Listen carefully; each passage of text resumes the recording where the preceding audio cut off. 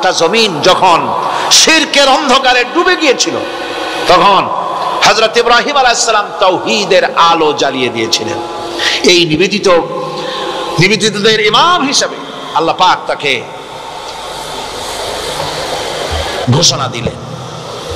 কোরআনে কারীম বলছে وَإِذَا ابْتَلَى إِبْرَاهِيمَ رَبُّهُ بِكَلِمَاتٍ فَأَتَمَّهُنَّ قَالَ إِنِّي جَاعِلُكَ لِلنَّاسِ إِمَامًا। ইব্রাহিমকে তার রব কয়েকটি বাক্য দিয়ে পরীক্ষা করলেন এবং তিনি সেই পরীক্ষাগুলোতে পাশ করলেন। তখন আল্লাহ রাব্বুল আলামিন তাকে বললেন যে আমি তোমাকে গোটা বিশ্ব মানবতার জন্য, গোটা বিশ্বের সমস্ত মানুষের জন্য আমি তোমাকে নেতা বানাবো। সুবহানাল্লাহি ওয়া বিহামদিহি। প্রথম পরীক্ষা হলো গতকাল বলেছি সে আগুনের পরীক্ষা, সেখানে আল্লাহ পাক তাকে পাশ করালেন, তিনি পাশ করলেন। দ্বিতীয় পরীক্ষা ছিল বিবি এবং নবজাতক সন্তানকে নিয়ে আল্লাহ হুকুম করলেন এই বিবি আর বাচ্চারে নিয়ে মরুভূমিতে রেখে আসো। মরুভূমিতে যেখানে ঘর নাই বাড়ি নাই সেই জায়গায় বিবি এবং বাচ্চাকে রেখে যাওয়ার সময় তিনি বললেন রব্বানা ইন্নী আসকানতু মিন যুররিয়াতি বিওয়াদিন গায়রি যী যারইন ইনদা বাইতিকাল মুহাররাম। হে আল্লাহ রাব্বুল আলামিন, আমি পানি এবং তরুলতাবিহীন এক মরুভূমির ভিতরে আমার বংশের একটি অংশকে এখানে রেখে গেলাম। তোমার ঘরের কাছে পুনর্বাসিত আমি তাদের কাছে, এই ঘরের কাছে, সম্মানিত ঘরের কাছে রেখে গেলাম। পরীক্ষায় তিনি পাশ করলেন। হযরতে হাজেরা প্রশ্ন করলেন ইব্রাহিম, পানি নাই, খাবার নাই, মানুষ নাই, ঘর নাই, বাড়ি নাই, মরুভূমির ভিতরে আমাকে আর আমার বাচ্চারে ফেলে রেখে যাচ্ছ কেন? কোনো জবাব নাই। দুইবার তিনবার প্রশ্ন করলেন। এরপরে তিনি আবার প্রশ্ন করলেন, বললেন ইব্রাহিম এটা কি আল্লাহর হুকুম নাকি? হযরত ইব্রাহিম আলাইহিস সালাম নিজের কলিজার টুকরা সন্তান আর বিবিকে রেখে যেতেছেন ভারাক্রান্ত মন নিয়ে। তিনি আকাশের দিকে আঙ্গুল উঁচু করে দেখালেন। হযরত হাজেরা বুঝলেন তিনি তো আল্লাহর পয়গম্বর, আমার কোনো অপরাধে এভাবে ফেলে যাওয়ার কথা নয়। তিনি বুঝলেন এটা আল্লাহর হুকুম। হযরত হাজেরা বললেন ইব্রাহিম রে, নিশ্চিন্ত মনে বাড়ি ফিরে যাও, আমার মনে কোনো চিন্তা নাই, কোনো পেরেশানি আর এখন নাই। আল্লাহর হুকুমে যদি আমাকে মরুভূমির ভিতরে ফেলে যেয়ে থাকো তাহলে আমি ওই আল্লাহর প্রতি এতটা ভরসা রাখি যে এই মরুভূমির ভিতরে জল পানি শূন্য, খাদ্য শূন্য জায়গায় আমি আমার বাচ্চাকে আল্লাহ রাব্বুল আলামিন না খাওয়াইয়া মারবেন না। দ্বিতীয় পরীক্ষায় পাশ করল। 3 নম্বরে পরীক্ষা হলো সন্তান বড় হয়ে গেছে, বুদ্ধি হয়েছে, দৌড়াতে পারে। আল্লাহ রাব্বুল আলামিন হুকুম করলেন ছেলেকে জবাহ করো। কত বড় আগুনের পরীক্ষা! কোরআন শরীফ বলছে হযরত ইব্রাহিম আলাইহিস সালাম নিজের ছেলেকে ডেকে নিয়ে বললেন ইয়া বুনাইয়া ইন্নী আরা ফিল মানামি আন্নী আযবাহুক ফানজুর মাযা তারা। হে আমার কলিজার টুকরা সন্তান, আমি স্বপ্নে দেখেছি যেন আমি তোমাকে জবাহ করতেছি, তোমার রায় কি, তোমার মত কি আমারে শোনাও। ছেলে পয়গম্বর, ছেলে তার জবাবে বললেন ইয়া আবাতি ফাআল মা তু'মার সাতাজিদুনি ইনশাআল্লাহু বিনাস সাবিরিন। হে আমার আব্বা জান, আপনি যে ব্যাপারে স্বপ্নের ভিতরে আদিষ্ট হয়েছেন আপনি তা কার্যকরী করুন। আমাকে এতটুকু অধৈর্যের মধ্যে পাবেন না, আমাকে ধৈর্যশীলদের মধ্যে পাবেন। আমারে আপনি আল্লাহর হুকুম পালন করেন। আল্লাহ পাক শোনাচ্ছেন ফালাম্মা আসলামা ওয়া তাল্লাহু লিল জাবিন। পিতা পুত্র দুজনই রাজি হয়ে গেল। পিতা তার ছেলেকে কাঁধ করে গলার উপরে ছুরি ধরেছেন। আল্লাহ রাব্বুল আলামিন ইসমাইল জবাহ হোক এটা আল্লাহ চান নাই, আল্লাহ চেয়েছেন পরীক্ষা করতে। পরীক্ষায় ইব্রাহিম পাশ হয়ে গেলেন।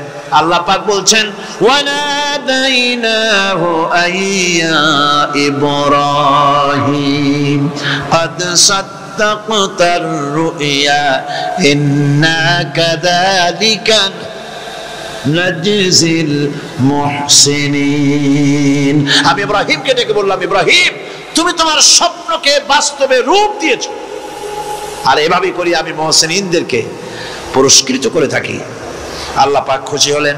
আল্লাহ পাক বললেন, ইন্না হাযা লাবালাউল মুবিন, নিঃসন্দেহে এটি একটি বিরাট পরীক্ষা ছিল। ঠিক কি না গো? আল্লাহ নিজে বলছেন এটা একটি বিরাট পরীক্ষা, আযীম ইমতিহান। সে ইমতিহানে তিনি পাশ করলেন। পরীক্ষায় উত্তীর্ণ হওয়ার জন্য রব্বুল আলামিন পুরস্কার দিয়া দিলেন। আল্লাহ পাক বললেন, সালামুন আলা ইব্রাহিম। পড়েন সবাই, সালামুন আলা ইব্রাহিম। ইব্রাহিমের প্রতি আল্লাহ পাক বললেন, ইব্রাহিমের প্রতি সালাম রইল। সুবহানাল্লাহি ওয়া বিহামদিহি। ইবাদত এর আনুগত্যের এই উৎকৃষ্ট দৃষ্টান্ত স্থাপনের পর আল্লাহ পাক তার গোটা বিশ্বের মুসলমানদেরকে কিয়ামত পর্যন্ত ইব্রাহিম আলাইহিস সালামকে জাতির পিতা বানায়া দিলে। সুবহানাল্লাহ, কইতে ইচ্ছা করে না? এরকম পরীক্ষা কোন পিতারা দিতে পারছে নাকি? গোটা বিশ্বের সমস্ত মানব মণ্ডলীর জন্য আল্লাহ পাক ইব্রাহিম আলাইহিস সালামকে কিয়ামত পর্যন্ত জাতির পিতা হিসাবে ঘোষণা করেছেন। সুবহানাল্লাহ।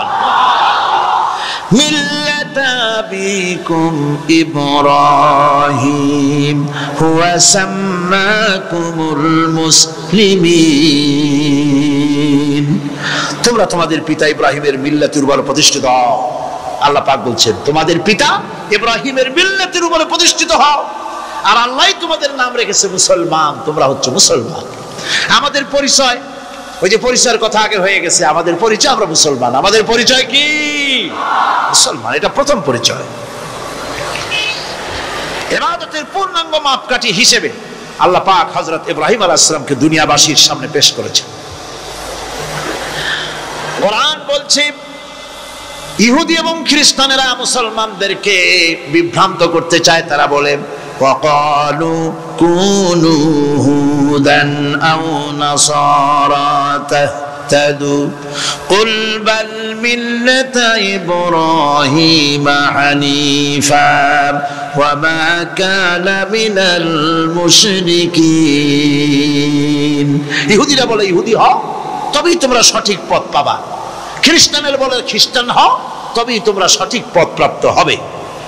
আল্লাহ পাক বলছেন, এদের সকলকে বলে দাও বরং তোমরা সব পরিত্যাগ করে মিল্লাতে ইব্রাহিমের ভিতরে শামিল হয়ে যাও। এটাই মুক্তির পথ, এটাই নাজাতের পথ, এটাই আল্লাহর পথ। সুবহানাল্লাহি ওয়া বিহামদিহি।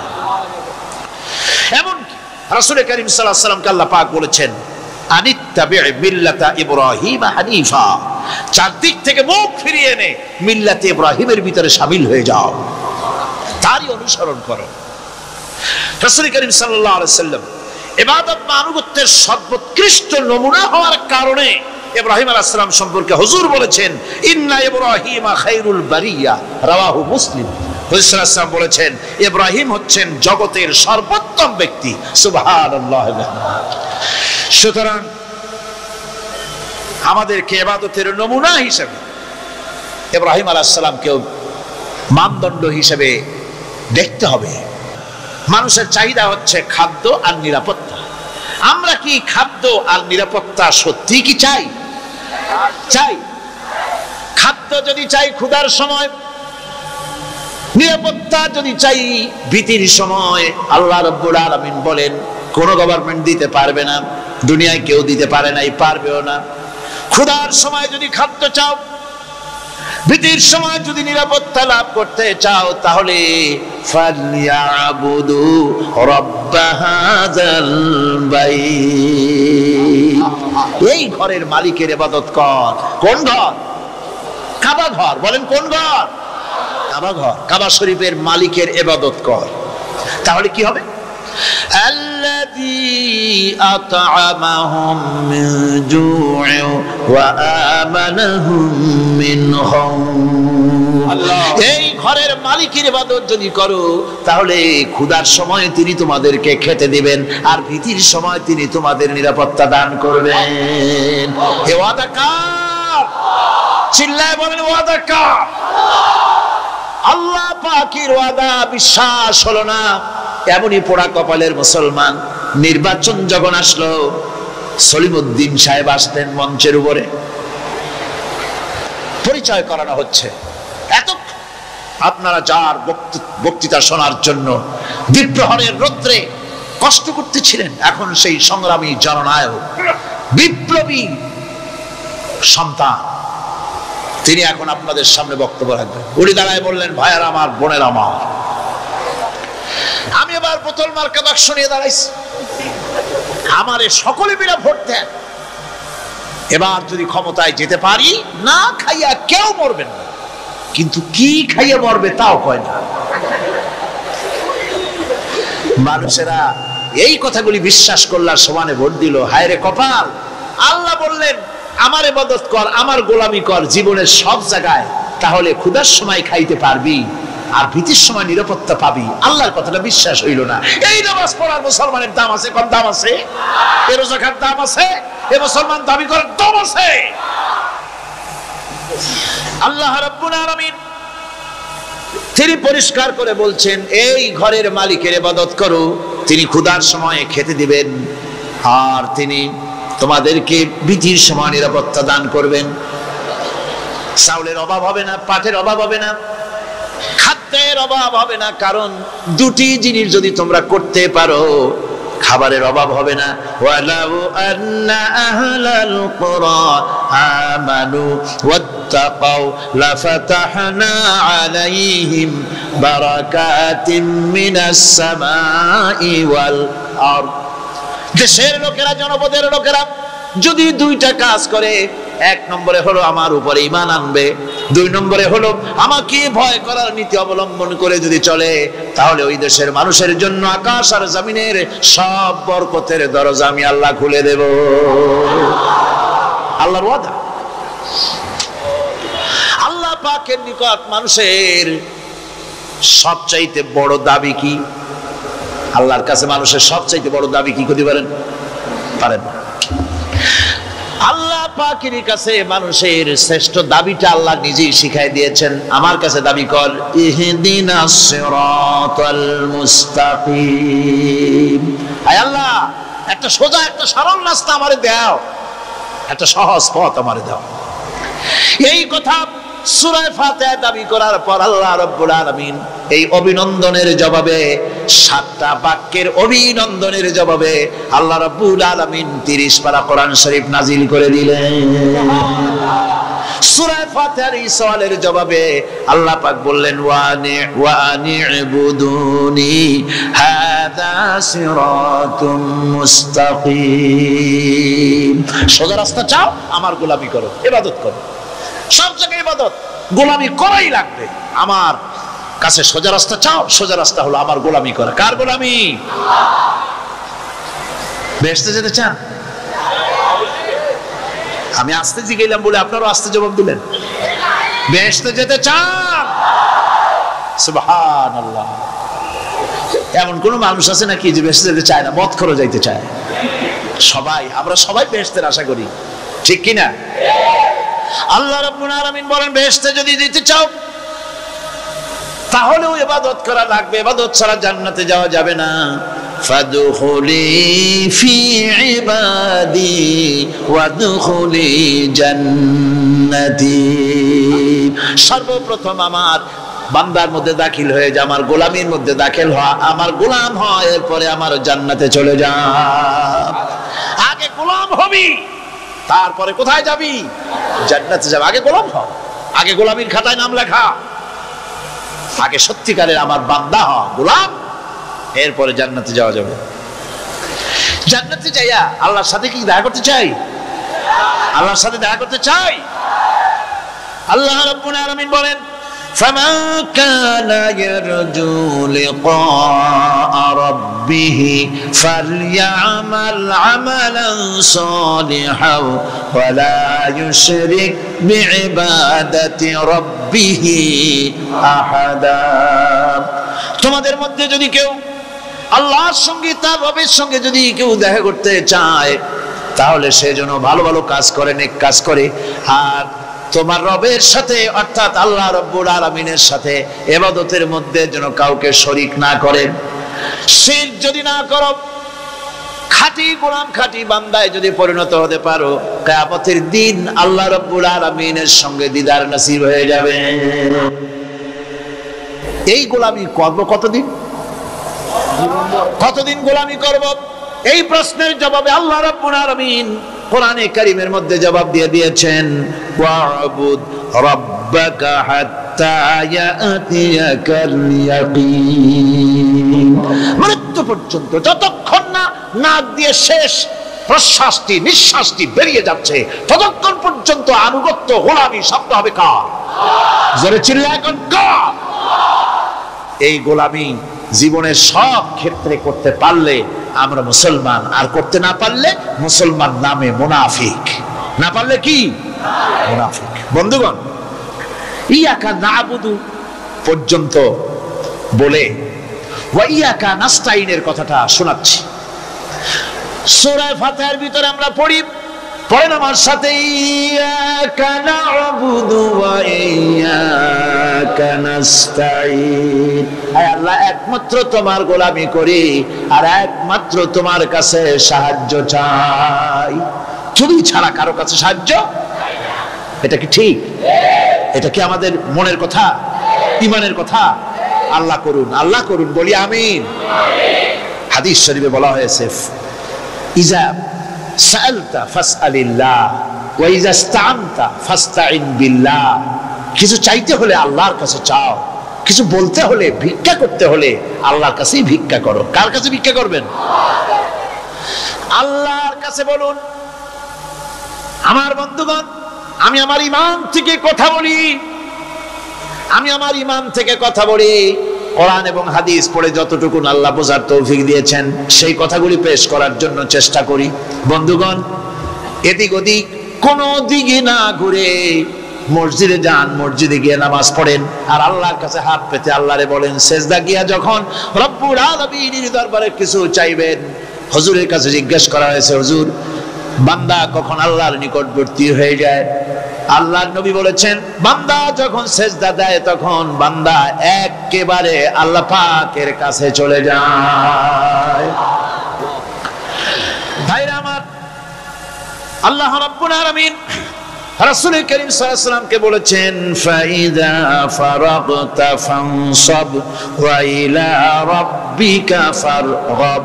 যখন তুমি খালি হাত হয়ে যাবে, দাঁড়িয়ে যাবে এবং তোমার রবের কাছে মিনতি জানাবে, কিছু যখন থাকবে না, তোমার রবের কাছে দাঁড়ায় যাও আর তার কাছে মিনতি জানাও, তোমাকে আল্লাহ ভরপুর করে দিবেন। ভান্ডের কোনো অভাব নাই। আমাদের ভান্ড হচ্ছে যত দেব তত কমবে, আর আল্লাহর ভান্ড যত দেয় তত সমান সমান থাকে, মোটেই কমে না, মোটেই কমে না। সুতরাং দয়াল বাবা, বাবাজান, কেবলাজান বাবা কি যে কবে আর কি করবে দিশা করতে পারে না। গান বাজনা, তারপরে গোসল শরীফ, কি জানি হাবিজাবি শরীফ, কোন শেষ বেদাত দিয়ে ভরে গেছে। এগুলি বিশ্বাস করবেন না, বিদআত খারাফা, এর সাথে মুসলমানের কোনো সম্পর্ক নাই। গান বাজনার সাথে মুসলমানের কোনো সম্পর্ক। হাতে কতগুলো ঢোল নিয়ে তারপরে মাজারের কাছে গিয়ে ঢোল বাজে, কবরের কাছে, মাথায় কতগুলো চুল, দাঁতে ময়লা, মোষগুলা ঠোঁট দুইটা ঢাইকিয়া দাড়ির কাছে এসে পড়ছে। হায় হায় রে, এই রকমের মোষ আমি মাঝে মধ্যে চিন্তা করি যে দই খায় কেমনে এরা। গাঁজা মদ খাইয়া এগুলো মাজার মধ্যে গিয়ে পড়ে থাকে, আর কি জানি আছে ওইটারে ঘষে এগুলো, আর বলে মদিনা যাব কেমনে, মদিনা যাব কেমন। তুই মদিনা যাবি কেমনে? মদ খেয়ে গাঁজা খেয়ে তুই যাবি মদিনা? একটা কথা হইলো? তোর নাপাক কদম আল্লাহ পাকের আরদে মুকাদ্দাসে উঠতে পারে না। বদকার, জিনাকার, শারাবি, কাবাবি, আল্লাহ পাকের নাফরমান। কতগুলা শালু কাপড় গায়ে দিয়া, মাথায় কতগুলা চুল রাখা, তারপরে গ্রামের নামে শরীফ। আশ্চর্য কথা, এই গ্রামের নাম শরীফ, ওই গ্রামের নামের মাথায় গিয়া শরীফ। শরীফ তো মক্কা শরীফ, মদিনা শরীফ, কোরআন শরীফ, হাদিস শরীফ, আর শরীফের দরকার নাই। শরীফের জাত মারছে, গ্রামে গ্রামে শরীফ লাগাইয়া, কর্ণফুলী শরীফ, চন্দ্রকোনা শরীফ। আশ্চর্য কথা, শরীফ শব্দের একটা ইজ্জত থাকা উচিত, ঠিক কিনা কর? আপনাদেরকে সতর্ক হতে হবে। আনুগত্য এবং গোলামি সকল ব্যাপারে আল্লাহ পাকের করতে হবে, চাইতে হবে কার কাছে? আল্লাহর কাছে। আমার এই কথা আপনাদের মনে আছে কিনা জানি না, সম্রাট শাহজাহানের সময় এক ফকির, এক ভিক্ষুক ভিক্ষা করে বেড়াতো। 70-80 বছর বয়স হয়ে গিয়েছে। এক লোক বলছে, সারা জীবন তো তোমার ছোটবেলা থেকে ভিক্ষা করতে দেখলাম। সে বলল, মানুষের দেয় তো 2 পয়সা 1 পয়সা, ভিক্ষা ছাড়া করবোটা কি? লোকটি বলল, তোমার একটা পরামর্শ দেই, একদিন সম্রাটের কাছে গিয়ে যে দেখো, একবারে যা দেবে খাইয়া কুলাইতে পারবে না। সম্রাট শাহজাহান কোথায় আছে এখন? দেখো গিয়ে মসজিদে আছে। লোকটি মসজিদের বাইরে গিয়ে দেখে সম্রাট একা হাত তুলে বসে আছে, চোখ থেকে পানি পড়তেছে দর দর করে, দাড়ি ভিজে জামায় পড়তেছে। বহুক্ষণ দাঁড়িয়ে আছে। এরপরে সম্রাট তার মোনাজাত শেষ করে বেরিয়ে আসছেন। ফকিরের সঙ্গে দেখা। ফকির বলল, আসসালামু আলাইকুম। তিনি বললেন, ওয়ালাইকুম আসসালাম রাহমাতুল্লাহ। ফকির রওনা করেছে। বাদশা বলছে, তুমি তো একজন ভিক্ষুক মানুষ বলি মনে হয়, আমার কাছে তো কেউ কিছু না চাইয়া যায় না, তুমি যে কিছু না চেয়েই চলে যাচ্ছ। ভিক্ষুক বলছে, জাহাপানা, সত্যি কিছু চাইতে এসেছিলাম আপনার কাছে, কিন্তু আপনার অবস্থা দেখে আমার জ্ঞানের চোখ খুলে গেছে। আমি দেখতে পেলাম, আমি যে সম্রাটের কাছে ভিক্ষা চাইতে আসলাম, আমি তো শুধু তাকায় আছি, আমি তো কান্দি না, বরং আমি যার কাছে চাইতে এসেছি তিনি আমার চাইতে আরো নগণ্য ভিক্ষুকের মতো হয়ে কার কাছে যেন হাত পেতে চোখের পানি ফেলে কান্দে। মনে মনে ভাবলাম, সম্রাট কান্দে যে সম্রাটের কাছে, ওই আল্লাহ ছাড়া জীবনে কারো কাছে কিছু চাইব না। ইমানদার কখনো হতাশ হয় না, ইমানদার কখনো হতাশায় ভোগে না, নিরাশায় ভোগে না। যেহেতু কোরআন শরীফের ভিতরে আল্লাহ পাক বলেছেন, আল্লাহর রহমত থেকে কেবল কাফেররা ছাড়া আর কেউ নিরাশ হয় না। আল্লাহর রহমত থেকে নিরাশ হয় কারা? জোরে কোন, কারা নিরাশ হয়? আর কেউ আল্লাহর রহমত থেকে নিরাশ হয় না। সুতরাং আল্লাহর প্রতি এই আশা, ভরসা, আল্লাহর প্রতি এ ধরনের একটি প্রশান্তি মনের মধ্যে থাকে, সে হতাশ হয় না। কারণ আল্লাহর প্রতি ঈমান আশায় তার বুক বেঁধে দেয়।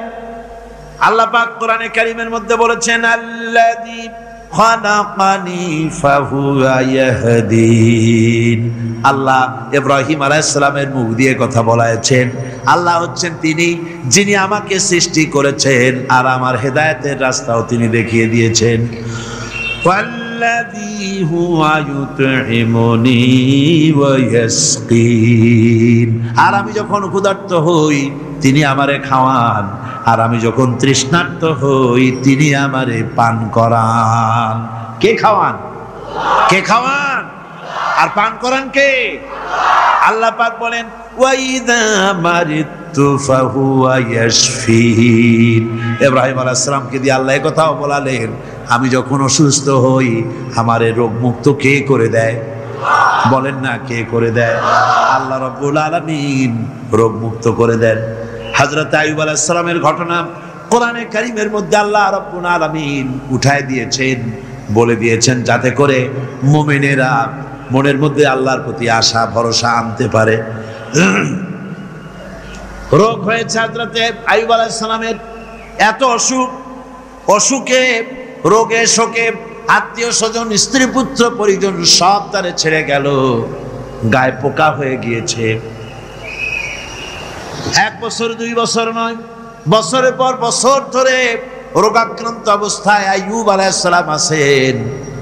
এবার সমস্ত শরীর ছেড়ে জিহ্বার মধ্যে পোকা হওয়া শুরু হয়ে গেছে। হযরত আইয়ুব আলাইহিস সালাম জিহ্বায় যখন পোকা শুরু হয়ে গেল, আল্লাহর দরবারে তখন তিনি ফরিয়াদ করে বলেছিলেন, রব্বুল আলামিন, সারা শরীরে পোকা ধরলো, শরীর জরা জরা হয়ে গেল, রোগে শোকে শেষ হয়ে গেলাম, কোনো শিকায়ত করি নাই, এবার তো কথা না বলে পারি না। মাবুদ, তুমি দয়া করে আমার জিহ্বায় পোকা দিও না, আমার জিহ্বায় আমার জিহ্বাটা পোকা ধরেছে, দয়া করে পোকা জিহ্বায় দিও না, কারণ আমার জিহ্বায় যদি পোকা হয়ে যায় তাহলে তোমার মতো আল্লাহর জিকির আমি কি দিয়া করব? আমার জিহ্বাটা ভালো রাখো আল্লাহ। হযরতে আইয়ুব আলাইহিস সালাম পড়েছিলেন, আন্নী মাসানি আদ-দুররু ওয়া আনতা আরহামুর রাহিমিন। আয় আল্লাহ, আমি রোগাক্রান্ত হয়ে পড়েছি আর তুমি তো রহমান রহিম। দোয়া মঞ্জুর হলো। আল্লাহ পাক আইয়ুব আলাইহিস সালামকে রোগ মুক্ত করে দিলেন। রোগ হলে পরে কে সেরে দেয়? কে সেরে দেয়? আল্লাহর প্রতি এই আশা, এই ভরসা, এই চিন্তা থাকতে হবে। আল্লাহ পাক বলেন, যখন আইয়ুব আমার কাছে দোয়া করল আমিও জবাব দিয়া দিলাম। কোন সুবহানাল্লাহ। আল্লাহ পাক বলেন, ফাকাশাফনা মা বিহি মিন দুররি ওয়া আতাইনাহু আহলাহু ওয়া মিসলাহুম মাআহুম রাহমাতাম মিন ইনদিনা। আমি তার কষ্ট দূর করে দিলাম, তার হারানো স্বাস্থ্য ফিরিয়ে দিলাম এবং তার সাথী সঙ্গীদেরকে আমার পক্ষ থেকে আমার রহমত দিয়ে তার কাছে সব আবার আমি ফিরাইয়া দিলাম। সুতরাং মুমিন ব্যক্তি কখনো হতাশ হবে না। চতুর্দিকে দেখে বিপদ আর বিপদ, এই বিপদে সে হতাশ হয় না, আশায় বুক বেঁধে থাকে। নিরাশার আধারে তুমি হে আশার নূর, যেখানে বেরোবার কোনো পথ নাই সেখান থেকে পথ বের করে দেয় কে? চিল্লায় কোন কে দেয়? আমার আল্লাহ পাক। দেখেন হযরত ইউসুফ আলাইহিস সালাম হারায় গেলেন, মানে তার 11 ভাই ইউসুফ আলাইহিস সালামকে কুয়ার মধ্যে ফেলাই দিলেন। আর এসে তারা বলল যে ইউসুফ আলাইহিস সালামকে বাঘে খায়া ফেলেছে। এটা কি গল্প নাকি? এটা কোথায় আছে? কোরআন শরীফের মধ্যে আছে।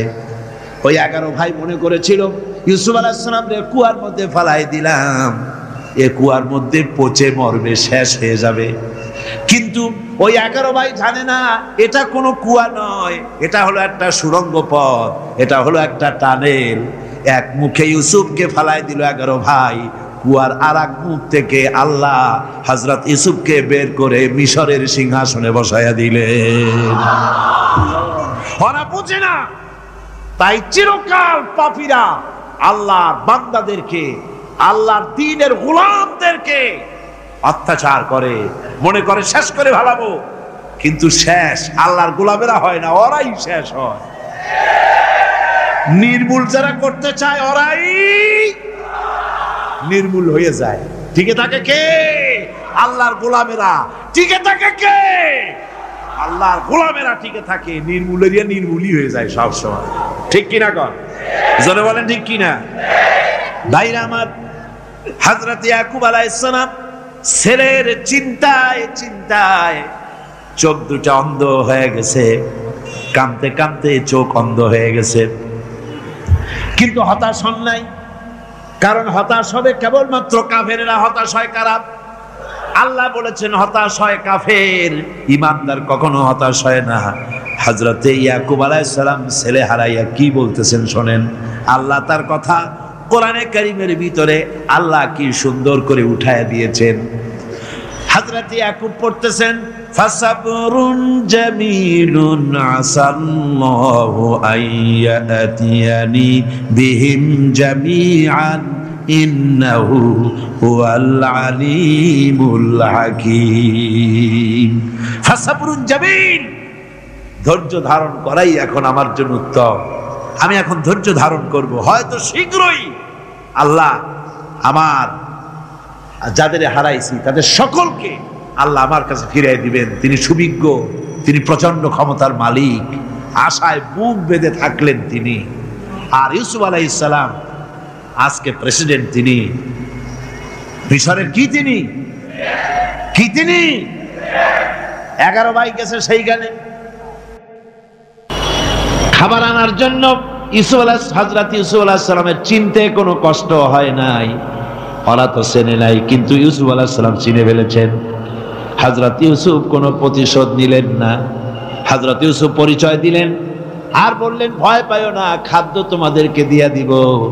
তোমাদের ব্যাপারে আমার বক্তব্য হচ্ছে লা তাসরিবা আলাইকুমুল ইয়াউম, তোমাদের বিরুদ্ধে আমার কোনো ক্ষোভ নাই, বিদ্বেষ নাই, মাফ করে দিলাম। এই জামাটা নিয়ে যাও, আমার আব্বার জন্য এই জামাটা নিয়ে যাও। জামা নিয়ে যাচ্ছে মিশর থেকে। কোথায় কেনান, কোথায় মিশর? মিশর থেকে ইউসুফ আলাইহিস সালামের জামা নিয়ে ছেলেরা কেনানের দিকে যাচ্ছে, আর এদিকে হযরত ইয়াকুব বলতেছেন আমি যেন আমার নাকের ভিতরে ইউসুফের গন্ধ পেতেছি। সুবহানাল্লাহ। জামা চলে এলো, চোখের উপরে তিনি রাখলেন, আল্লাহ চোখ ভালো করে দিলেন। সুবহানাল্লাহ। ভাইরা আমার, এই জন্য যারা আল্লাহর উপরে ভরসা করে, আল্লাহর ঈমান যাদের মধ্যে এসে যায়, ঈমান বিল্লাহর বড় উপকার হলো সে হতাশ হয় না। যত বড় বিপদ হোক হতাশ হয় না। দেখেন ইউসুফ আলাইহিস সালামকে কেমন করে জুলাইখা ঘেরাও করে ফেলে দিয়েছে। দরজা বন্ধ, তালা বন্ধ, জানালা বন্ধ, সিটকানি মারা, খিল মারা, তালা দেওয়া, বেরোবার কোনো পথ নাই, চতুর্দিকে নগ্ন চিত্র। এবার জুলাইখার প্রবৃত্তিকে চরিতার্থ করতে হবে, খারাপ কাজ করতে হবে, বেরোবার পথ নাই। হযরত ইউসুফ আলাইহিস সালাম তিনি জানেন দরজা সব বন্ধ, পালাবার পথ নাই, কিন্তু আল্লাহ রাব্বুল আলামিনকে তিনি ভয় করলেন। যুবক মানুষ, আল্লাহ রাব্বুল আলামিনকে ভয় করলেন। রব্বুল আলামিনকে ভয় করে তিনি তালাবদ্ধ দরজার দিকে দৌড় মারলেন। রব্বুল আলামিন আপন কুদরতে সবগুলি দরজা খুলে দিলেন। ওয়া মান ইয়াত্তাকিল্লাহা ইয়াজআল লাহু মাখরাজা, যে ব্যক্তি আমারে ভয় করে, আমার পথে চলতে চায়, আমি রাস্তা খুলে দেই। সুবহানাল্লাহ বিহামদিহি। সুতরাং ঈমানে বুক বাঁধো, জওয়ানেরা, তরুণেরা, হতাশ হওয়ার কোনো কারণ নাই, আশায় বুক বেঁধে থাকো। আপনারা বলেন এই পৃথিবীতে ইউনূস আলাইহিস সালাম যে বিপদে পড়ছিলেন, এর চাইতে বড় বিপদ পৃথিবীতে কিছু হতে পারে? আপনাদের চিন্তায় বুঝি পারে? এই দিকের লোকেরা কথাই কয় না মুঠে। কি বলেন, পারে? এত বড় বিপদ চিন্তাও করা যায়।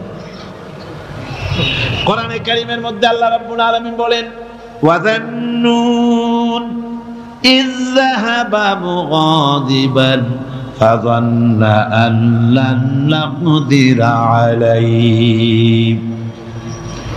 ইউনূস আলাইহিস সালামকে যখন মাছে গিলে ফেলে দিল, মাছ এবার পানির অতল তলদেশে চলে গেছে। মাছের পেটের ভিতরে দরজা নাই, জানালা নাই, ছিদ্র নাই, পালাবার কোনো পথ নাই। আছে? আছে?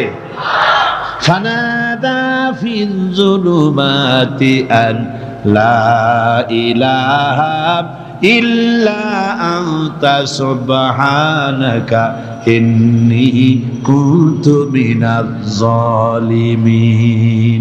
জানেন না এই দোয়া? পড়েন সবাই। লা ইলাহা ইল্লা আনতা সুবহানাকা ইন্নী কুনতু মিনাজ জালিমিন। আয় আল্লাহ, তোমার পবিত্রতা ঘোষণা করতেছি, তুমি ছাড়া কেউ নাই, আমার তো আর বাঁচার উপায় নাই, আমি আমার উপরে জুলুম করেছি,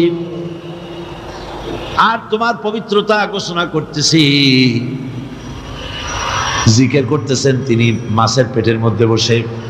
আল্লাহ রাব্বুল আলামিন বলেন ইউনূস আলাইহিস সালাম মাছের পেটের ভিতরে বসে যে চিৎকারটা মারলেন, দুনিয়ায় কোনো তার বন্ধু বান্ধবেরা শোনে নাই, কোন রাজা বাদশারা শোনে নাই। মাছের পেটের মধ্যে ফানাদা ফিল যুলুমাত, যুলুমাত হলো জমায় কাসির। এখানে তিনটা অন্ধকার ছিল। কয়টা অন্ধকার? একটা হলো মাছের পেটের অন্ধকার, একটা হলো রাতের অন্ধকার, আরেকটা হলো পানির অন্ধকার। ত্রিবিধ অন্ধকারের ভিতর থেকে ইউনূস আলাইহিস সালাম হতাশ হয়ে যান নাই, তিনি চিৎকার মেরে আল্লাহরে ডাক দিলেন। আল্লাহ কয় আমি ডাক শুনছি, কেউ তোমার ডাক শুনে নাই, আমি তোমার আরশের মালিক, আমি আল্লাহ শুনতে পেয়েছি। শুধু শুনি নাই, জবাবও দিয়া দিলাম। ফাস্তাজাবনা লাহু ওয়া নাজ্জাইনাহু মিনাল গাম্মি ওয়া কাযালিকা নুজিল মুমিনিন। পড়েন না সবাই, ফাস্তাজাবনা লাহু ওয়া নাজ্জাইনাহু মিনাল গাম্মি ওয়া কাযালিকা নুজিল মুমিনিন। আমি আল্লাহ পাক বলেন আমি ইউনূসের ডাক শুনলাম, ডাকের জবাব দিয়া দিলাম, আর মাছের পেটের ভিতরে বেদনার সৃষ্টি করে দিলাম। মাছ এবার ভেসে উঠলো। মাছের আর এখন কোনো উপায় নাই বমি করা ছাড়া। মাছ কিনারায় চলে এলো, ইউনূসকে বমি করে ফেলে দিল। আল্লাহ কয়, শোনো দুনিয়ার মানুষেরা, শুধু ইউনূস আলাইহিস সালামকে নয়, ওয়া কাযালিকা, এইভাবে করে আমার মুমিন বান্দারা যদি বিপদে পড়ে আর আমারে ডাকে, আমি রব্বুল আলামিন এইরকম বিপদ দিয়া বাঁচায়া দেব। বিপদ আসলে পরে কবরের কাছে যাওয়া নয়, বিপদ আসলে পরে মসজিদে যান, 2 রাকাত কাজায়ে হাজাতের নামাজ পড়েন। রাসূলুল্লাহ পড়েছেন, কাজায়ে হাজাতের নামাজ পড়েন, সেজদায় পড়ে গিয়ে আল্লাহর কাছে কাঁদেন, আপনার বিপদ আল্লাহ রব্বুল আলামিন দূর করে দিবেন। আরে এমন আল্লাহরে থুইয়া কি যে বলবো, মানুষের যে কি হইছে। আমি সিলেটে দেখেছি শাহজালাল রহমতুল্লাহ আলাইহি, আল্লাহর ওলি, শাহ আমানত আল্লাহর ওলি, শাহ মাখদুম আল্লাহর ওলি।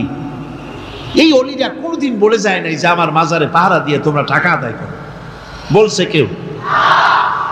শাহজালাল রহমতুল্লাহ আলাইহির মিশন কি ছিল, আর এই পাগলেরা করে কি?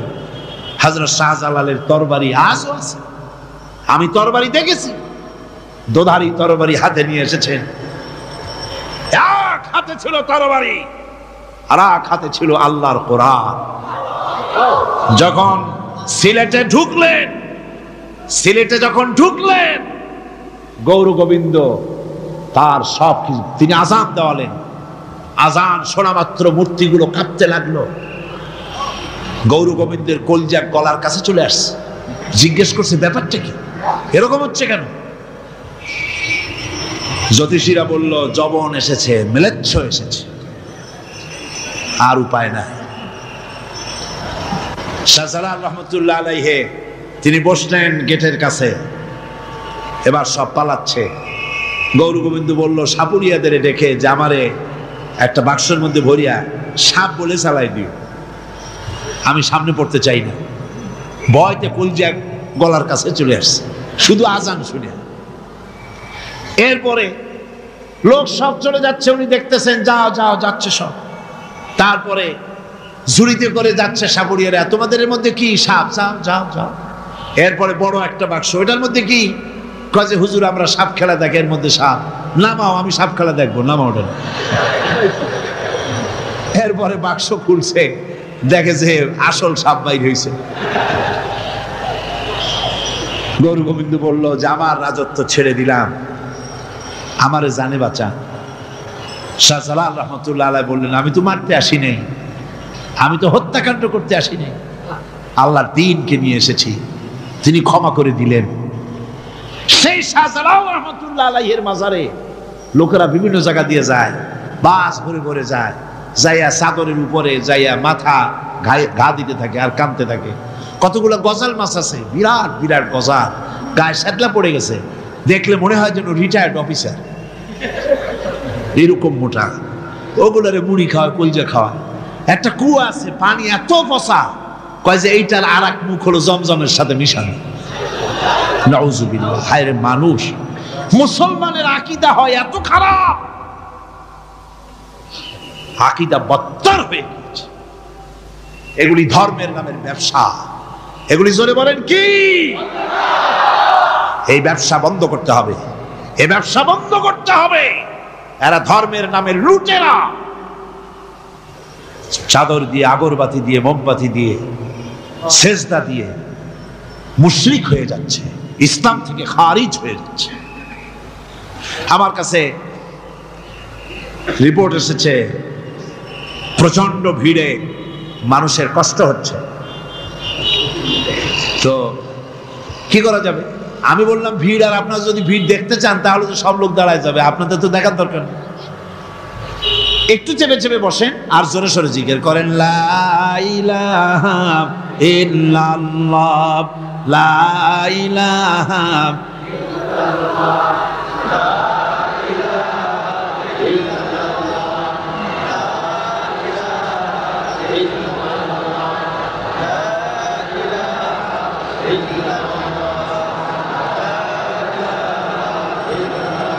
আপনি কিন্তু বসেই এগোতে পারতেন, দাঁড়ালে পরে ডিস্টার্ব হয়, হাঁটলে পরে ডিস্টার্ব হয়। নিজের কপালটারে খারাপ করেন না, এত সুন্দর আল্লাহর কথা শোনা থেকে নিজেকে মাহরুম করতে চেষ্টা করেন না। নিজেও শোনেন, অপরকেও শুনতে দেন। বসেন, মাজা ব্যথা করবে না, আল্লাহ মাজা ব্যথা ভালো বানায় দেবে যত সময় বসবেন। কোন আলহামদুলিল্লাহ। আপনারা বসছেন যে জায়গাটায়, এটা বেহেশতের টুকরা। এটা কি? এরা প্যারেড ময়দান নয়। মাজালিসুল ইলম হিয়া রাউযাতুম মিন রিয়াদিল জান্নাহ। হযরত আলী বলেছেন, যেখানে ইলম চর্চা হয়, কোরআন আলোচনা হয়, হাদিস আলোচনা হয়, সেটা কোনো সাধারণ জায়গা না, সেটা জান্নাতের টুকরা হয়ে যায়। জোরে বলেন সুবহানাল্লাহ। কাজী বেহেশত থেকে শয়তানের জন্য বাইর করিয়া না দেয়, সতর্ক থাকেন। শয়তান কি চায় যে আপনি সারাক্ষণ শোনেন? কি কোন চায়? চায় না। শয়তানের খপ্পরে পড়েন না, বসেন আর শোনেন। ইমানদার যখন বিপদে জর্জরিত হতে থাকে তখন সে ভেঙে পড়ে না, তখন অন্ধকারের বিপদের অন্ধকার বিদীর্ণ করে আলোর এক প্রভা তার চোখের সামনে উদ্ভাসিত হয়ে ওঠে। সেটা কি? সেটা হলো আল্লাহ রাব্বুল আলামিনের বাণী, ফাইন্না মাআল উসরি ইউসরান, ইন্না মাআল উসরি ইউসরা। আল্লাহ পাক বলেন, জেনে রাখো, দুঃখ এবং কষ্টের সাথে রয়েছে সুযোগ আর সুবিধা, আর অসচ্ছলতার সাথে রয়েছে উদার সচ্ছলতা। জোরে কোন সুবহানাল্লাহ। কাজে ভয় পাওয়ার কারণ নাই, হতাশ হওয়ার কারণ নাই। মন আশায় বুক বেঁধে রাখো। গুনাহ করেছো, হতাশ হয়েও না। যুবকদের গুনাহ করা স্বাভাবিক। ইউনিভার্সিটির ছাত্র, কলেজের ছাত্র, প্রফেসর, শিক্ষক, অফিসার ঘুষ খেয়েছেন, জিনা করা হয়েছে, মদ খাওয়া হয়েছে, মিথ্যা কথা বলা হয়েছে, যাই কিছু করেন না কেন ভয় পাওয়ার কারণ নাই, নিরাশ হওয়ার কোনো দরকার নাই। আল্লাহ পাক ডেকে বলেছেন, কুল ইয়া ইবাদিয়াল্লাযীনা আসরাফু আলা আনফুসিহিম লা তাকনাতু মির রাহমাতিল্লাহ। আরে আমার আল্লাহর মতো এত ভালো আর কেউ আছে? এত দরদ আর কারো আছে? আমার আল্লাহ বলেন, ও নবী, আপনি শোনায় দেন, হে আল্লাহর বান্দারা, তোমরা যারা নিজেদের উপরে বাড়াবাড়ি করেছো, নিজেদের উপরে জুলুম করেছো, অত্যাচার করেছো, আমি আল্লাহর রহমত থেকে নিরাশ হয়ে যেও না। মানুষ যদি অপরাধ করে, বাপের সাথে অপরাধ করেছে, মায়ের সাথে অপরাধ করেছে, মা বাবা সন্তানের চাইতে এত বড় কল্যাণকামী তো আর কেউ নাই, কিন্তু মা বাবা কোনোদিন বলে না, আয় আমার ছেলে তোরে মাফ করে দেই, এরকম বলে নাকি? মন চায় ছেলে যদি মাপ চাইতো, খুশি হয়ে মাফ করে দিতাম, কিন্তু কেন যে আসে না, ডাকে না যে আয় মাফ করে দেই। মা বাপ আপনাকে এত ভালোবাসে, সেই মা বাপও আপনাকে বলে না যে আয় মাফ করে দেই। আমার আল্লাহ হচ্ছেন এমন আল্লাহ, আল্লাহ রাব্বুল আলামিন ডাকেন, এ বান্দা, খুন করেছিস ফিরে আয়, জিনা করেছিস ফিরে আয়, হত্যা করেছিস ফিরে আয়, চুরি করেছিস ফিরে আয়, কুফরি করেছিস ফিরে আয়, সুদ খেয়েছিস, ঘুষ খেয়েছিস, মদ খেয়েছিস ফিরে আয়, এসে আমার দরবারে চোখের পানি ফেল, আমার দরবারে কাঁদাকাটি কর। ইন্নাল্লাহা ইয়াগফিরুয যুনুবা জামিআ ইন্নাহু হুয়াল গফুরুর রহিম।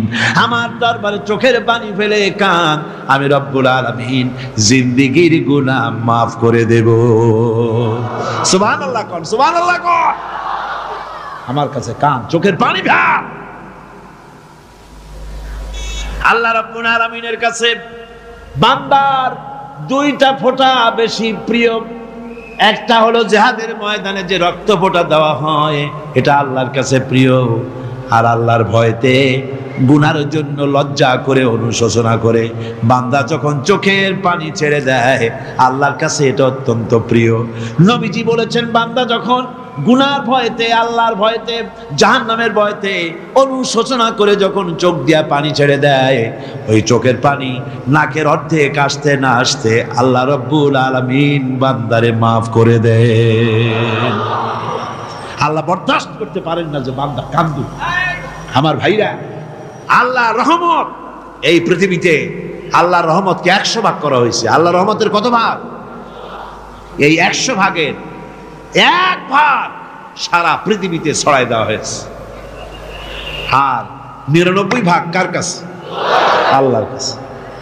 একটা ভাগ দুনিয়া ছড়ানো হয়েছে আদম আলাইহিস সালাম থেকে নিয়ে এই পর্যন্ত, এখান থেকে নিয়ে কিয়ামত পর্যন্ত পৃথিবীতে যত মানুষ আসবে, যত প্রাণী আসবে, তাদের মধ্যে প্রাণী জগতেও গাভী তার বাছুরকে ভালোবাসে ঠিক কিনা, হাতি তার বাচ্চাকে ভালোবাসে ঠিক কিনা, মুরগি তার বাচ্চাকে ভালোবাসে কিনা, প্রত্যেক মাই তার সন্তানকে ভালোবাসে মানুষের মতো। এই ভালোবাসা, এই স্নেহ, এই মমতা, এই করুণা, এই মহব্বত একটা ভাগ দুনিয়ায় দেওয়ার পর আপনি আর আমি যতটুকুন ভাগে পেয়েছি, সেই মহব্বতে, স্ত্রীর মহব্বতে অস্থির, মায়ের মহব্বতে অস্থির, সন্তানের মহব্বতে অস্থির। এখন চিন্তা করেন, একটা ভাগ সারা পৃথিবীতে বিতরণ করার পর যেটুক পেয়েছি, তাতে যদি এত মহব্বত হয়, তাহলে এর 99 ভাগ মহব্বত যে আল্লাহর কাছে জমা আছে, এই বান্দার জন্য তার কত মহব্বত, এই বান্দার জন্য কত করুণা তার, কত মহব্বত তার, কত দয়া তার। এজন্য আল্লাহ রাব্বুল আলামিন বলেছেন, নাব্বি ইবাদি আন্নি আনাল গফুরুর রহিম। ও আমার নবী, সুসংবাদ দিয়ে দাও, বান্দাদেরকে শোনায় দাও যে আমি আল্লাহ তাআলা ক্ষমাশীল আর দয়াবান। হুজুর কাঁদতেছিলেন, হযরত ওমর রাদিয়াল্লাহু তাআলা আনহু এসে দেখেন হুজুর একা কাঁদতেছে। হুজুর জিজ্ঞেস করছেন, হযরত ওমর জিজ্ঞেস করলেন, হুজুর আপনি কাঁদেন কেন একা একা? হযরত ওমর বলেন, আমি যখন প্রশ্ন করলাম, নবীজি বললেন, আমার কাছে কিছু আগে জিবরাইল এসেছিলেন। জিবরাইল এসে আমাকে বললেন, আল্লাহ পাক বলেছেন, হে আমার নবী, ইসলামের ভিতরে থেকে যে সমস্ত মানুষগুলো ইসলামের ভিতরে থেকে চুল আর দাড়ি পাকায় দিছে, কিয়ামতের দিন এই লোকগুলারে আমি শাস্তি দিতে আমার শরম হবে। হযরত ওমর বলেন, হুজুর উম্মতের জন্য কত বড় খোশ খবর এটা, আর আপনি কাঁদতেছেন। হুজুর বলেন, ওমর তুমি জানো না, আমার কান্নার কারণ ভিন্ন। আমার কান্নার কারণ হলো যে আল্লাহ রাব্বুল আলামিন কিয়ামতের দিন দাড়ি চুল পাকা বান্দারে শাস্তি দিতে শরম করবেন। সেই দাড়ি চুল পাকা বান্দাগুলি আল্লাহর সাথে নাফরমানি করতে শরম করে না। আমি এই লজ্জায় কাঁদতেছি। ভাইরা, হুজুর আল্লাহ পাক বলেন, ও আমার নবী, রাতের আধারে যখন একটা বুড়া আমার দরবারে হাত উঁচু করে, একটা বুড়া মানুষ রাতের আধারে যখন আমার দরবারে হাত উঁচু করে, আর যখন বলতে থাকে, রব্বুল আলামিন আমার পেছনের জীবনটা বড় খারাপ করেছি, এমন কোনো কাজ জীবনে করি নাই যা তোমার কাছে কিছু দাবি করতে পারি, সব রকমের নাফরমানি করেছি, আজ আমি বুড়া হয়ে গেছি, কামাই করতে পারি না, ছেলে আমাকে চোখে দেখতে পারে না, পুত্রবধূ আমাকে ঘরে জায়গা দেয় না, আমার স্ত্রী আমাকে দেখতে পারে না, রোজগার করতে পারি না, হাঁটতে পারি না, চলতে পারি না, সবার কাছে আমি তিতা হয়ে গেছি, আমি দাঁড়াতে পারি না, কোমরে ব্যথা পাই, হাঁটুতে ব্যথা পাই, চলতে পারি না, কানে শুনতে পাই না, চোখে দেখতে পারি না, আর তোমার কাছে কিছু চাইয়া নেব এমন ভালো কাজও করি নাই। এইভাবে যখন বান্দা কাঁদতে থাকে আমার দরবারে, ও আমার হাবিব আমার রহমতের দরিয়ায় জোশ মেরে যায়, আমার শরম হয় এই বুড়াটারে কেমনে খালি হাতে ফিরাইয়া দেই। সুবহানাল্লাহ, সুবহানাল্লাহ। আমার আল্লাহর এত দয়া, আমার আল্লাহর এত মায়া, এত মোহাব্বত। আমার আল্লাহ রাব্বুল আলামিন বলেন, وَإِذَا سَأَلَكَ عِبَادِي عَنِّي فَإِنِّي قَرِيبٌ। ও আমার হাবিব, আমার বান্দা আমার ব্যাপারে প্রশ্ন করে, আমি বান্দার একদম নিকটে। কোরআন শরীফের ভিতরে যত জায়গায় রাসূলকে বলা হয়েছে সুয়ালের কথা, আপনাকে প্রশ্ন করা হয়, আল্লাহ তার জবাব কুল এই কথা বলে জবাব দিয়েছেন। যত জায়গায় সুয়াল এসেছে, যেমন কোরআনে কারীমের মধ্যে আল্লাহ পাক বলেন, ওয়ায়াসআলুনাকা আনিল মাহিদ, মেয়েদের হায়েজ সম্পর্কে জিজ্ঞাসা করা হয়, কুল হিয়া আযা, হে নবী আপনি বলুন। এভাবে করে কুল দিয়ে জবাব দেওয়া হচ্ছে। আবার প্রশ্ন করা হচ্ছে, ওয়ায়াসআলুনাকা আনিল আনফাল, এই গনিমতের মাল সম্পর্কে হুজুর আপনাকে, হে নবী আপনাকে প্রশ্ন করা হয়। আল্লাহ কুল দিয়া জবাব দিলেন, আল্লাহ বলেন আপনি বলেন। ওয়ায়াসআলুনাকা আনিল খামরি ওয়াল মাইসির, আল্লাহ পাক বলেন নবী আপনারে প্রশ্ন করা হয়, কুল ফীহিমা ইসমুন কাবীর, আল্লাহ কুল দিয়া বললেন তুমি বলো। আবার বলা হলো, ওয়ায়াসআলুনাকা আনিল আহিল্লা কুল হিয়া মাওয়াকিতু লিন্নাস, ও নবী আপনাকে প্রশ্ন করা হয় চাঁদের ক্রমবর্ধমান এবং ক্রমহ্রাস, এই যে বাড়ে আর কমে, পূর্ণিমা হয় অমাবস্যা হয়, কেন হয় আপনি বলুন। কুল, আপনি বলেন এটা আমি অক্ত এবং সময়, বছর আর দিন গণনা করার জন্য পৃথিবীবাসীদের জন্য বিনা পয়সায় একটা ক্যালেন্ডার বানাইয়া আকাশে ঝুলাই রেখেছি। এভাবে যত জায়গায় এসেছে আপনাকে প্রশ্ন করা হয়, তত জায়গায় আল্লাহ জবাব দিয়েছেন কুল, আপনি বলেন। গোটা কোরআন শরীফের ভিতরে এই একটি মাত্র জায়গা যেখানে বলা হয়েছে আপনাকে প্রশ্ন করা হয়, আল্লাহ এখানে বলতে পারতেন কুল আপনি বলেন, আল্লাহ তোমাদের নিকটবর্তী, এভাবে জবাব হয় না।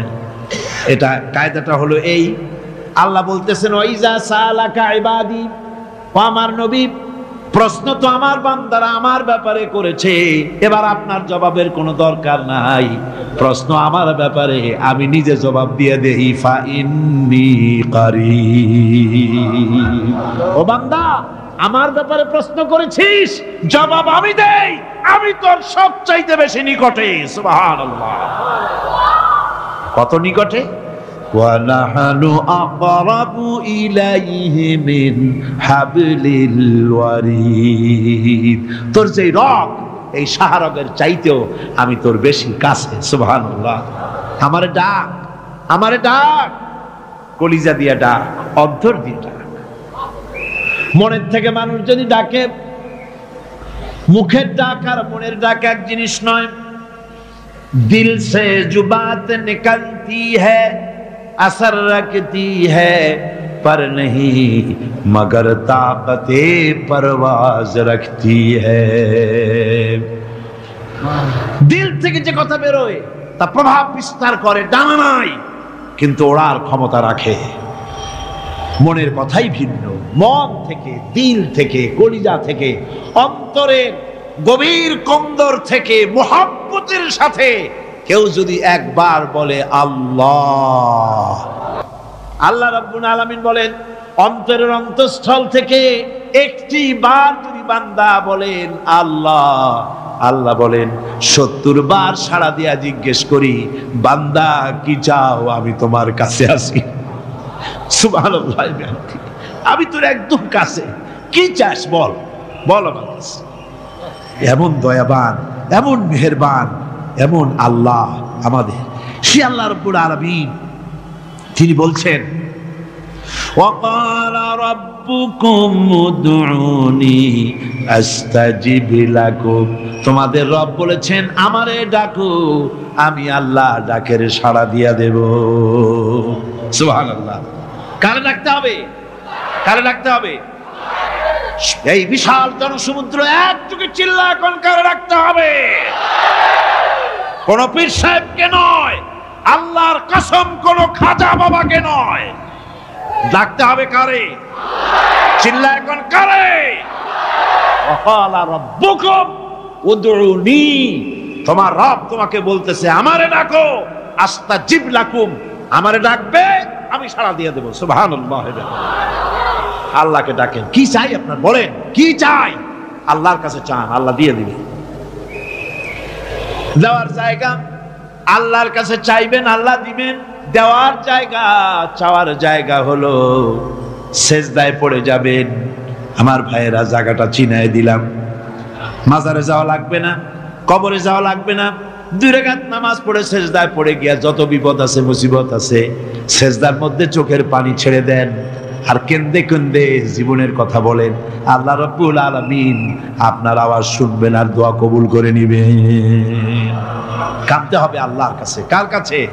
আল্লাহর কাছে। সুম্মা ইস্তাগফিরুল্লাহ, আর এরপরে সে যদি আমি আল্লাহর কাছে ক্ষমা চাই, ইয়াজিদিল্লাহ গফুরার রহিমা, সে আমি আল্লাহকে গফুর এবং রহিম হিসাবে পাবে। সুবহানাল্লাহ। আল্লাহকে গফুর এবং রহিম হিসাবে পাওয়া যাবে। সব আল্লাহকে বলতে হবে, গুনাহ মাফ চাইতে হবে। এই জন্য হুজুর সাল্লাল্লাহু আলাইহি ওয়াসাল্লাম দৈনিক 100 বার তওবা পড়তেন। কোন হাদিসে আছে 70 বার, কোন হাদিসে আছে 100 বার তওবা পড়তেন। নামাজের পরে তো প্রত্যেক নামাজই পড়তেন হুজুর, সালাম ফিরাতেন আর সাথে সাথে বলতেন আল্লাহু আকবার, আস্তাগফিরুল্লাহ, আস্তাগফিরুল্লাহ, আস্তাগফিরুল্লাহ। মনে থাকবে আপনাদের? মনে থাকবে? সালাম ফিরাইয়া কি বলবেন? না, সালাম ফিরাবার সাথে সাথে বলবেন আল্লাহু আকবার, তারপরে পড়বেন আস্তাগফিরুল্লাহ, আস্তাগফিরুল্লাহ, আস্তাগফিরুল্লাহ। তওবা পড়বেন, আল্লাহর কাছে সবসময় গুনাহ মাফ চাইতে থাকবেন, বিনীত থাকবেন। আল্লাহকে পাওয়া যাবে, তাকে রহিম হিসেবে পাওয়া যাবে।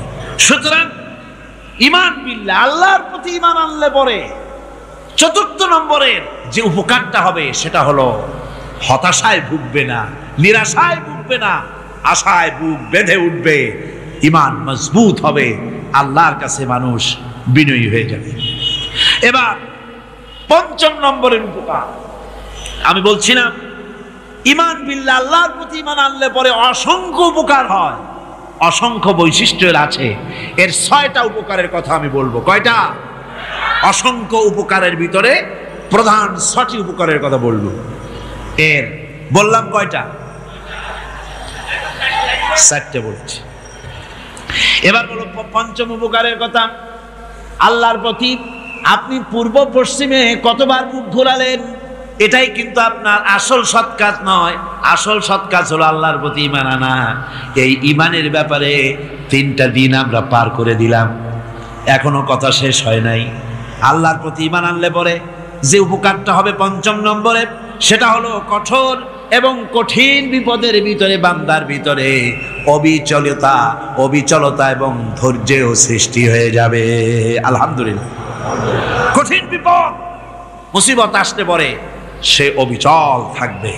সারা দুনিয়ার বিপদ আপদ, শত্রুতা, দুঃখ, কষ্ট, মুসিবত, জুলুম, নির্যাতন সব কিছু পাহাড়ের মতো উঁচু হয়ে তাকে ঘিরে ফেলবে, কিন্তু তাকে এক চুলও নাড়াতে পারবে না। আলহামদুলিল্লাহ। সারা পৃথিবী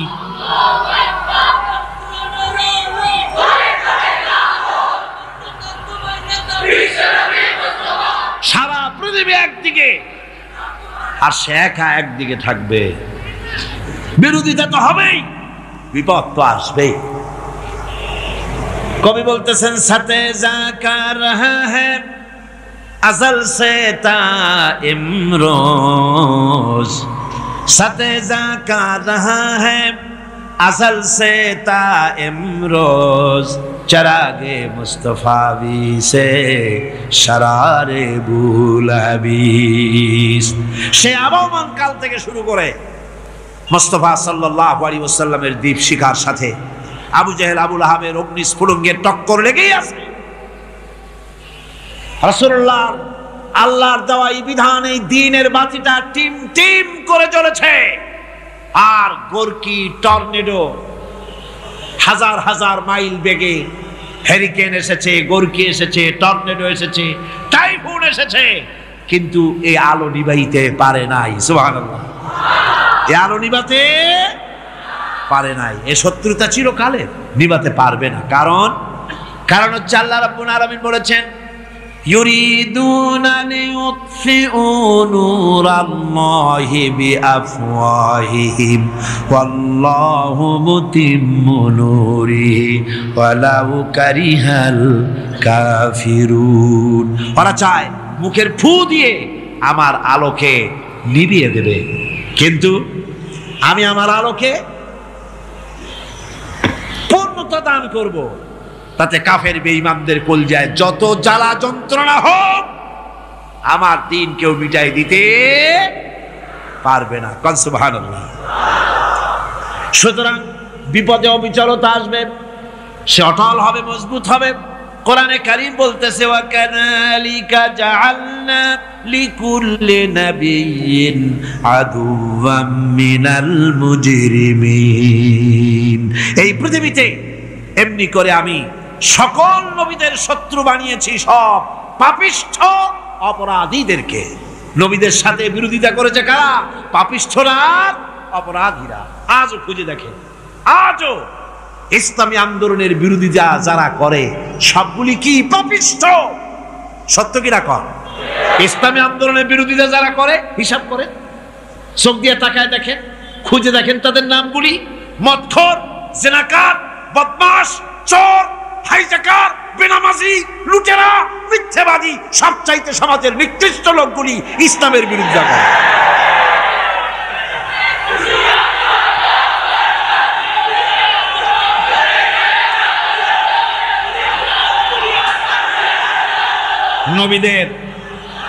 নবীদের শত্রু আল্লাহ বলেন সব যুগে নবীদের সাথে শত্রুতা করেছে পাপিষ্ঠরা। আল্লাহর কথা, কার কথা? সকল যুগে নবীদের সাথে শত্রুতা করেছে পাপিষ্ঠরা, নিকৃষ্ট ধরনের অপরাধীরা। সুতরাং নবী রাসূলদের অবস্থা যখন এই, তখন দ্বীনের দাওয়াত যারাই দেবে তাদের কিসমত এরকম হবেই। এই বাধার মোকাবেলা তাদেরও করতে হবে। এই যে বাধাটা আসে, এই যে মারে, অপরাধ কি? এই যে তারা চোর বা ডাকাত যাদের মারা হয়। আল্লাহ রাব্বুল আলামিন বলেন অপরাধ হলো ওয়ামা নাকামু মিনহুম ইল্লা আইয়ুমিনু বিল্লাহিল আজিজিল হামিদ। অপরাধ হচ্ছে ইমানদার লোকদের উপরে নির্যাতন চালিয়েছে, অন্য কোনো কারণে নয়। কারণ একটাই, তারা আল্লাহর জমিনে আল্লাহর দ্বীন প্রতিষ্ঠা করতে চেয়েছে, আর কোনো অপরাধ নেই। জমিন আল্লাহর, জমিন কার? এই বিশাল জনসমুদ্র গর্জে উঠুন একযোগে, বলুন জমিন কার? আইন চলবে কার? এখানেই সংঘর্ষ বেঁধেছে আবহমান কাল ধরে। মানুষ অত্যাচারিত হয়েছে, সাহাবায়ে কেরাম অত্যাচারিত হয়েছেন। বুখারী শরীফের হাদিসে এসেছে রাসূল করিম সাল্লাল্লাহু আলাইহি ওয়াসাল্লামের কাছে হযরতে খাব্বাব গিয়ে উপস্থিত হয়েছিলেন। হযরতে খাব্বাব বলেন, হাদিসটা এভাবে লেখা হয়েছে বুখারীতে, ওয়ান খাব্বাব বিন আরিদ রাদিয়াল্লাহু তাআলা আনহু قال شكونا إلى رسول الله صلى الله عليه وسلم وهو متوسد بردة له في ظل الكعبة। রাসূলুল্লাহর কাছে গেলাম, কাবা শরীফের কাছে গিয়ে দেখি নবীজি একটা চাদর গায়ে দিয়ে তিনি আরাম ফরমাচ্ছিলেন কাবা শরীফের ছায়ায়। সেখানে গিয়ে বললাম, আলা তাস্তানসিরু লানা আলা তাদউ লানা ইয়া রাসূলুল্লাহ, হে আল্লাহর রাসূল, আপনি কি আমাদের জন্য আল্লাহর কাছে দোয়া চাইবেন না? আপনি কি আল্লাহর কাছে আমাদের জন্য সাহায্য চাইবেন না? আমাদের লোকগুলিকে, মুসলমানগুলিকে মারতে মারতে তো শেষ করে ফেলে দিল।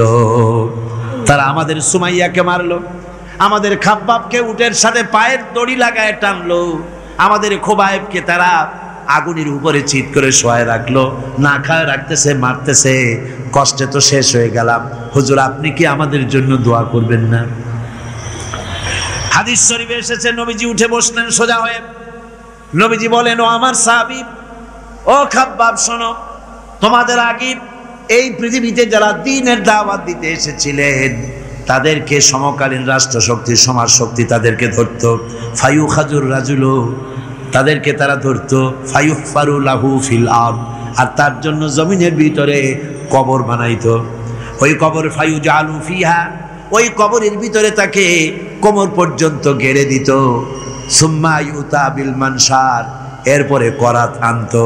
ফায়ুদাউ আলা রাসিহি, এরপরে ওই করাত তার মাথার উপরে রাখতো।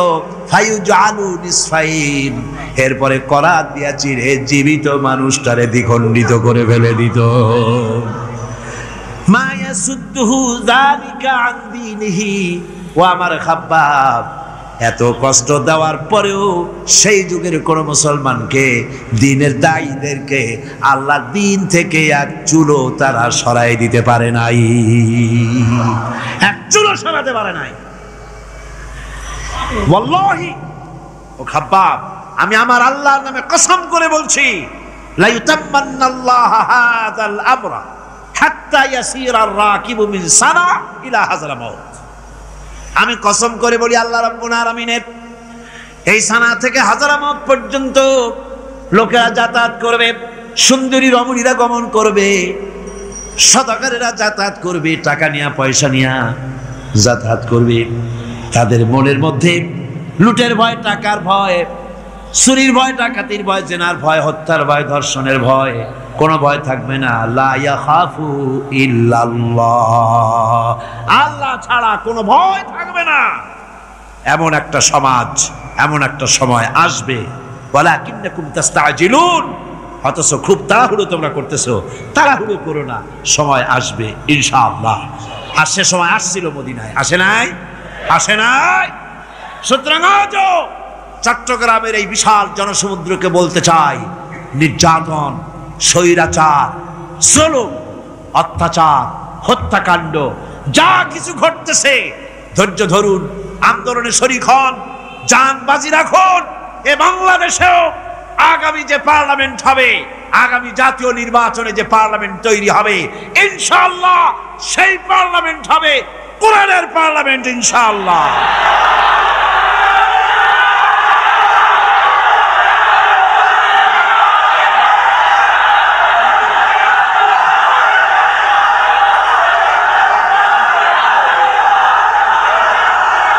আমার ভাইয়েরা, আমার বন্ধুগণ, কঠিন বিপদে অবিচলতা এবং ধৈর্যের দৃষ্টান্ত রেখে গেছেন আম্বিয়া আলাইহিমুস সালাম। সুবহানাল্লাহ।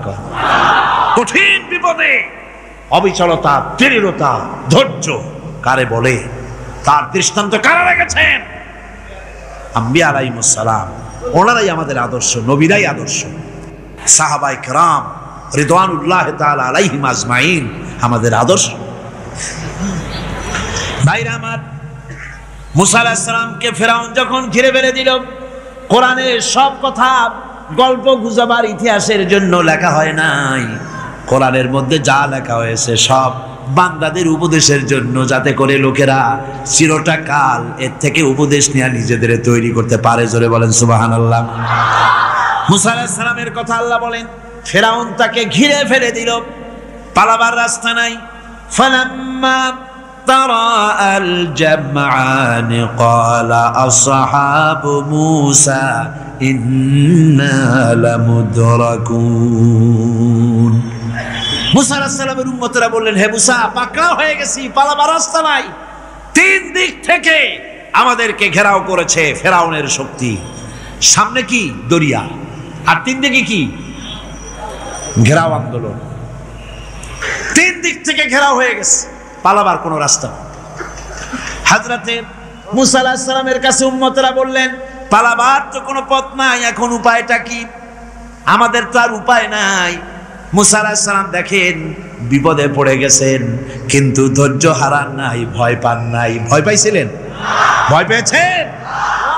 প্রশ্নই ওঠে না। মুসা আলাইহিস সালাম আল্লাহ পাক যাদেরকে বলেছেন উলুল আযম রাসূল, যাদের বলেছেন তার মধ্যে হযরত মুসা একজন উলুল আযম পয়গম্বর। চারটি গাড়ি কথা না, আল্লাহ কথা বলছেন তার সাথে, কালিমুল্লাহ তিনি। সুবহানাল্লাহ। কর মুসা আলাইহিস সালাম শোনালেন, কাল্লা ইন্না মাইয়া রাব্বি সায়াহদিন। কখনো নয়, আমার উম্মতেরা ভয় পেও না, আমার রব অবশ্যই আমাকে পথ দেখাবেন। সুবহানাল্লাহ। তিন দিক থেকে শত্রু, একদিকে দরিয়া, পালাবার কোনো রাস্তা নাই, সেখানে দৃঢ়তার সাথে তিনি বলছেন অবশ্যই আমার আল্লাহ আমারে পথ দেখাবে। সুবহানাল্লাহ। নবীরা এই দৃঢ়তা দেখিয়েছেন, অবিচলতা দেখাইছেন। আল্লাহ পাক মুসা আলাইহিস সালাম যখন এই দৃঢ়তা দেখালেন, এই অবিচলতা দেখালেন, সঙ্গে সঙ্গে জিবরাইল এসে হাজির হয়ে গেলেন। আল্লাহ পাক বলেন, ফাআওহাইনা ইলা মুসা আন আদরিব বিআসাকাল বাহরা ফানফালাকা ফাকানা কুল্লু ফিরকিন কাত্তাউদিল আযীম।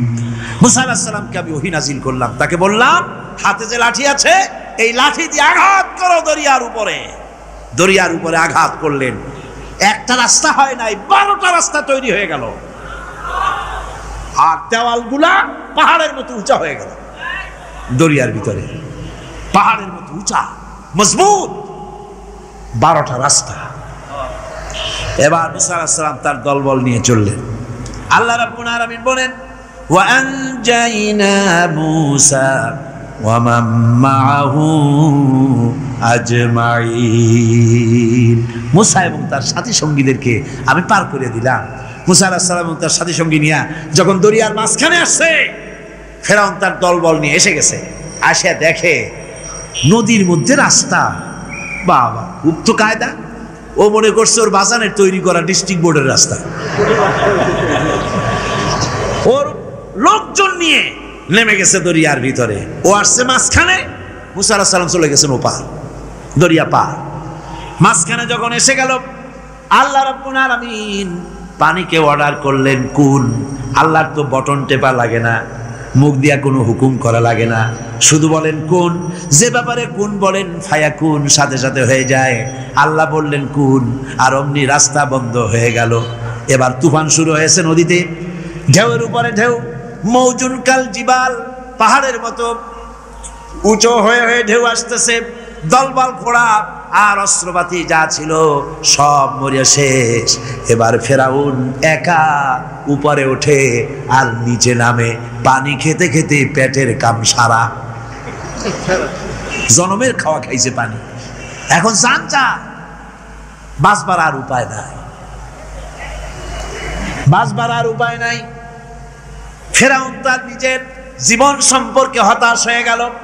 এবার ফেরাউন বলতেছে, আমানতু আন্নাহু লা ইলাহা ইল্লাল্লাযী আমানাত বিহি বানু ইসরাঈল।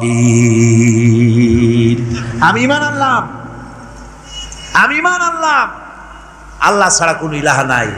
ওই আল্লাহর উপর ঈমান আনলাম যে আল্লাহর উপর ঈমান এনেছে বনি ইসরাঈলেরা। আল্লাহ যাতে ঠিক পায় যে কোন আল্লাহর উপর ঈমান আনছে। বনি ইসরাঈলের আল্লাহর উপর ঈমান আনলাম।